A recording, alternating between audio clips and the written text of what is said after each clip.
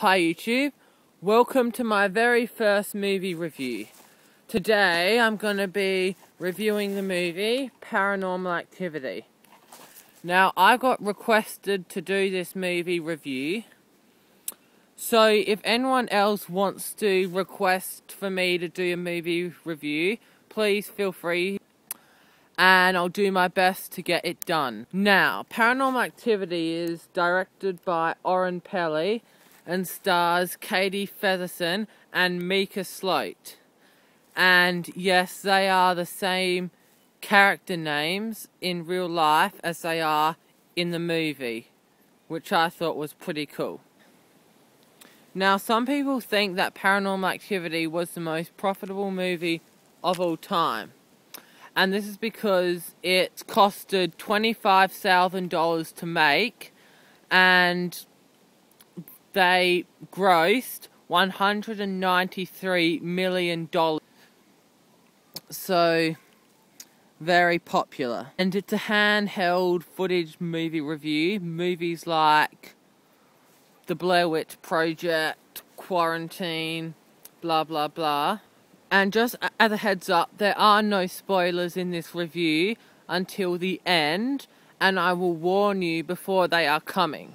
However, I will read out something on the back of the DVD, and I promise it doesn't contain any major spoilers. After a young couple moves into what seems to be like a typical suburban house, they become increasingly disturbed by a presence that may or may not be demonic, but it is certainly most active in the middle of the night, especially when they sleep, or try to. So that basically gives you the basic idea of it. I really loved Paranormal Activity. The main reason is the pacing. I thought the pacing was very good in this movie, for two reasons. One is it made it much scarier, because the first 10 to 15 minutes was almost like a comedy. And then as the movie progresses, it gets scarier and scarier and leads up to the shocking final scene. And that also helped because of the character development. Because like both Mika and Katie, they both started off like as cheerful, happy people, and as the movie went on and Katie and Mika became more scared and anxious people, so I thought that was very clever.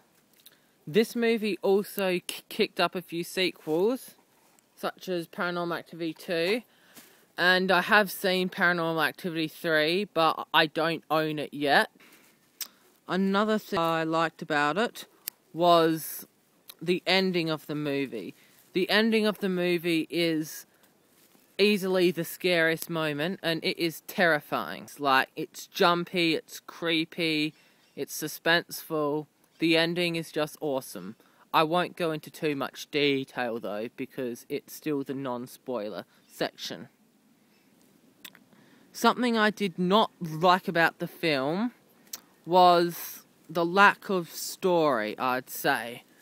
Because I know the idea was not to go in depth with explaining everything about the demon and the paranormal activity and all that kind of stuff. But all it really was just like really random stuff happening, but it didn't really mean anything. So I just wish there was a bit more story to it, but oh well. Now I'm going to talk about some spoilers, so if you have not seen Paranormal Activity, please do not watch the rest of this review. I'm going to start off with doing some hidden scares. There were two main ones. The obvious one was that everything happened around the same time. I think it was like everything happened around 3:30. And I thought that was a cool hidden thing for rewatchers to notice. And the other thing is just something that I picked up, and I'm not sure if it was deliberate, but at the start-ish of the movie, Katie and Mika hire this sidekick to come to their house and investigate the paranormal activity. And the sidekick warned Mika and Katie not to use a Ouija board because it will open the door and let the demon in. So Mika ignores this warning and buys a Ouija board.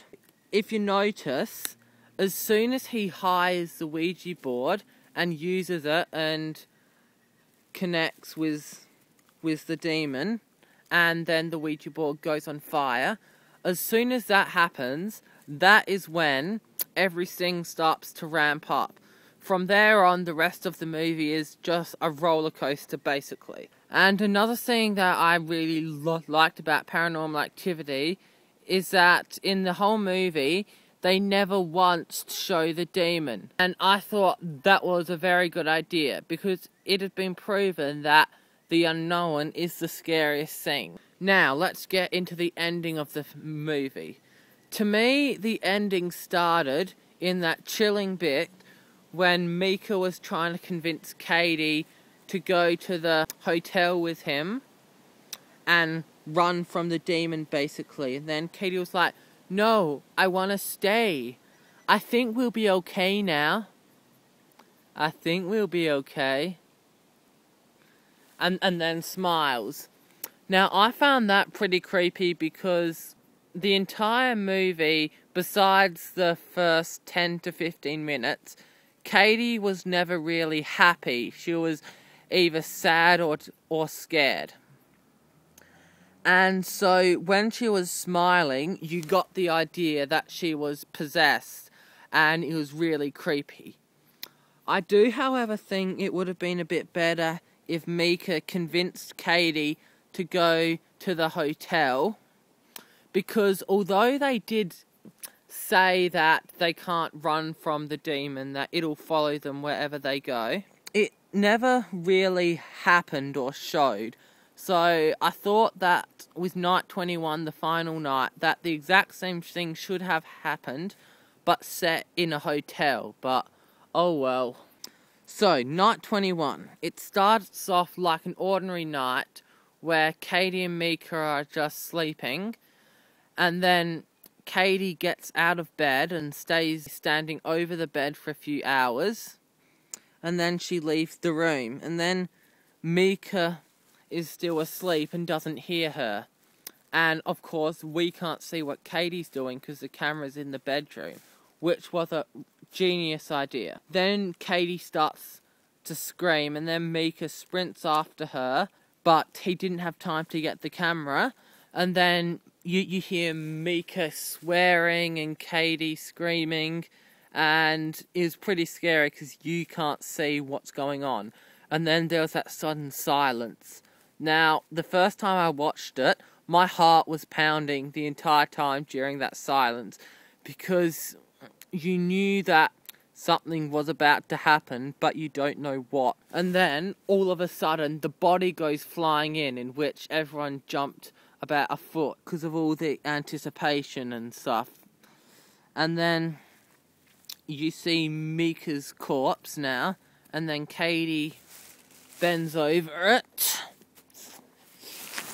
and goes to the camera and does this.